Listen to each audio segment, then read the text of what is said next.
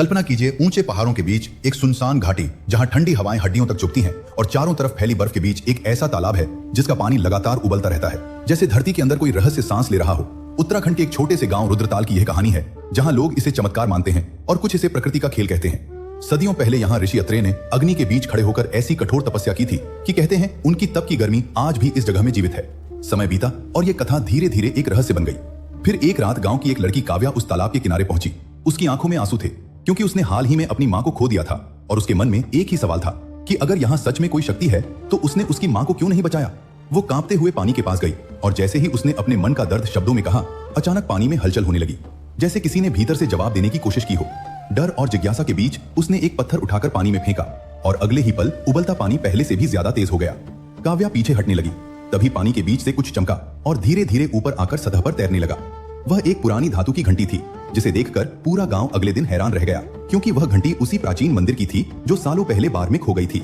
गांव के बुजुर्गों की आंखों में आंसू आ गए और उनके मन में यह विश्वास और गहरा हो गया कि इस तालाब में कोई अदृश्य शक्ति है जो समय के पार भी चीजों को लौटा सकती है। वर्षों बाद एक वैज्ञानिक डॉक्टर आरव मेहरा वहां रिसर्च करने आया। उसने मशीनों से तापमान नापा और बताया कि यह एक जियोथर्मल स्थान है, जहां धरती के अंदर की गर्मी पानी को खौलाती है। लेकिन गांव वालों के लिए यह जवाब अधूरा था। काव्या जो अब बड़ी हो चुकी थी, उसने उससे पूछा कि अगर यह सिर्फ विज्ञान है तो यह वही चीजें क्यों लौटाता है जो दिल से मांगी जाती हैं। डॉक्टर आरव के पास कोई स्पष्ट उत्तर नहीं था, लेकिन उस सवाल ने उसे भीतर तक हिला दिया और उसी रात उसने खुद इस रहस्य को परखने का फैसला किया। वह अकेले तालाब के किनारे बैठा और अपने बचपन की एक खोई हुई तस्वीर को याद किया जो उसने सालों पहले कहीं खो दी थी। कुछ देर तक सब शांत रहा, लेकिन फिर पानी की सतह पर हल्की सी लहर उठी और धीरे धीरे एक भीगा हुआ कागज तैरता हुआ उसकी ओर आने लगा। उसके हाथ कांपने लगे जब उसने उसे उठाया और देखा कि वह उसकी वही पुरानी तस्वीर थी। उस पल उसकी सारी वैज्ञानिक सोच जैसे ठहर गई और उसकी आंखों में नमी आ गई, क्योंकि उसने पहली बार उस जगह को समझने की कोशिश दिमाग से नहीं बल्कि दिल से की।